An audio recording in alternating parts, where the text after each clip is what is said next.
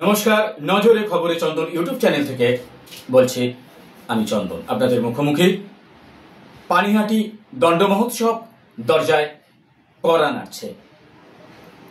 এই দণ্ড মহোৎসবের সঙ্গে কিন্তু ইতিহাস জড়িয়ে আছে পানিহাটির ঐতিহ্য এবং ইতিহাসের বাংলা সাহিত্যের ইতিহাসে পানিহাটি দণ্ড মহোৎসব বা যেটা চিঁড়ার মেলা নামে পরিচিত মানুষের কাছে, তার কিন্তু একটা অন্যতম জায়গা আছে।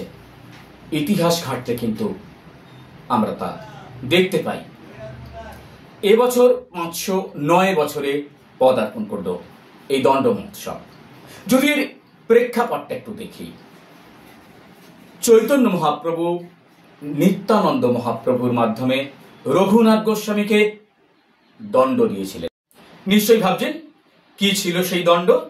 হ্যাঁ, সেই দণ্ডে ছিল চিড়ের সঙ্গে দুধ, দই, কলা, আম মিশিয়ে একটা ফলাহার তৈরি করতে হবে এবং সেই দণ্ড কিন্তু সাদরে গ্রহণ করা হয়েছিল। এমনকি নির্দেশ দেওয়া হয়েছিল সেই ফলাহার ভক্তদের মধ্যে প্রসাদ হিসেবে বিতরণ করতে হবে।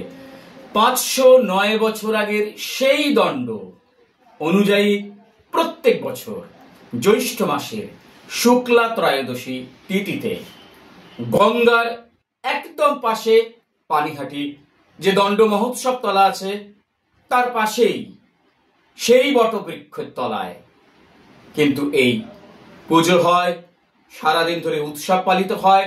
দূর দূরান্ত থেকে, বিভিন্ন রাজ্য থেকে, এমনকি দেশের বাইরে বিদেশ থেকেও লক্ষ লক্ষ ভক্ত পানিহাটিতে এই চিঁড়ার মেলায় দণ্ড মহোৎসবে অংশ নিতে কিন্তু ভোর থেকে উপস্থিত হন এবং ভক্তদের যাতে কোনো অসুবিধে না হয়, যাতে নিরাপত্তার কোনো অসুবিধে না হয়, যাতে কেউ বিপদে না পড়েন, সেই জন্য কিন্তু পুলিশ প্রশাসন, পুরসভা প্রত্যেকেই তৎপর।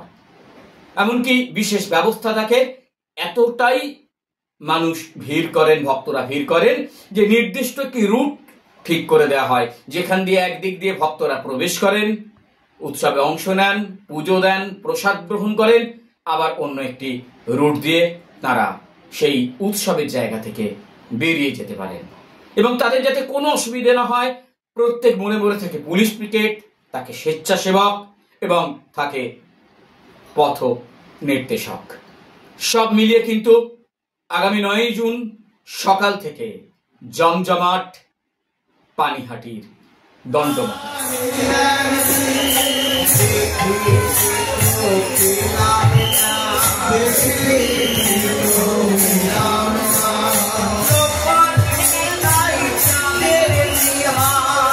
Hey,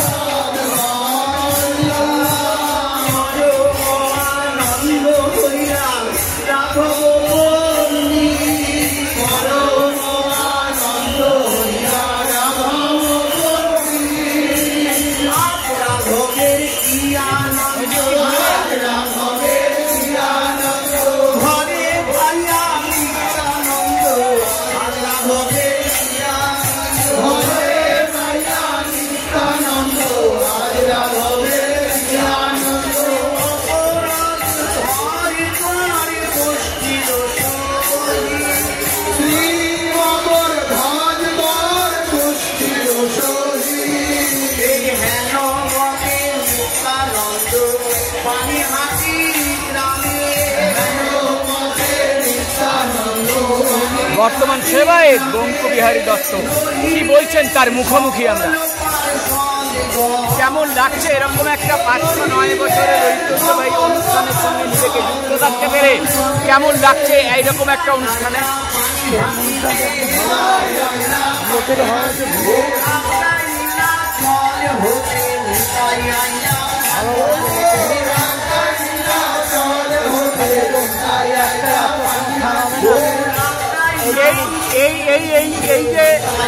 এই যে আজকের এই দণ্ড মহোৎসব দাদা,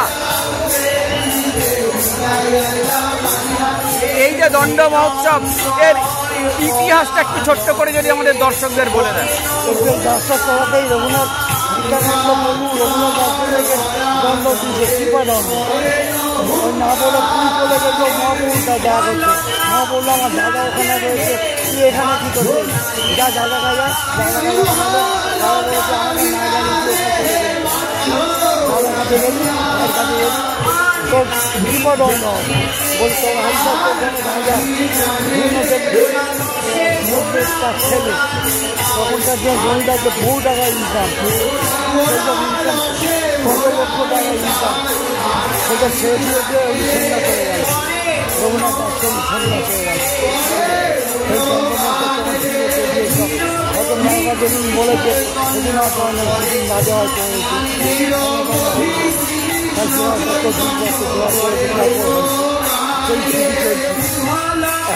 প্রত্যেক বছর হচ্ছে। যখন উনি বলেছিলেন তখন তো দণ্ড মহোৎসব দণ্ড হয়েছিল 74 করে। তারপর আজকের দোকান থেকে আজকে তারপরে উৎসবটা হয়েছিল। সেই উৎসব এখনও চলছে। মহোৎসব বিধান হয়তো লোক কিছু মারা গেছে 3-4 বছর আগে, কত সালে মারা গেছে লোক, তো সেটা এখন পুলিশ দিয়ে ভালো করে চলছে।